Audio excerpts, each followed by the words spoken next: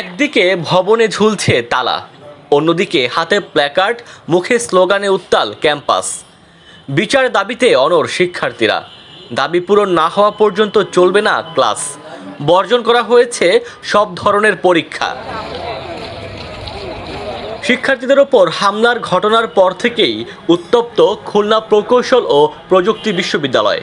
৬ দফা দাবিতে বৃহস্পতিবার 11:30টায় শিক্ষার্থীরা ক্যাম্পাস জুড়ে বিক্ষোভ ও সন্ত্রাসীদের লাল কার্ড প্রদর্শন করেছে। দাবি আদায় না হওয়া পর্যন্ত বিভিন্ন কর্মসূচি অব্যাহত রাখার কথা জানান শিক্ষার্থীরা। এদিকে শিক্ষার্থীদের উপর হামলার ঘটনায় অজ্ঞাত 400 থেকে 500 জনকে আসামি করে মামলা দায়ের করা হয়েছে। বুধবার রাতে কুয়েটের নিরাপত্তা পরিদর্শক মনিরুজ্জামান লিটন বাদী হয়ে খান জাহান আলী থানায় মামলা দায়ের করেন।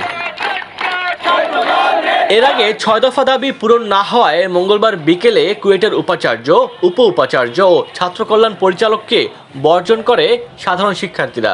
দুপুরে প্রশাসনিক ও একাডেমিক ভবনে তালা ঝুলিয়ে দেয় তারা। তবে বিশ্ববিদ্যালয় প্রশাসন বলছে শিক্ষার্থীদের 4টি দাবি মেনে নেওয়া হয়েছে। গতকাল 4 সদস্যের তদন্ত কমিটি গঠন করা হয়েছে। কমিটি 3 কার্যদিবসের মধ্যে তদন্ত প্রতিবেদন জমা দেবে বলে জানায় বিশ্ববিদ্যালয় প্রশাসন।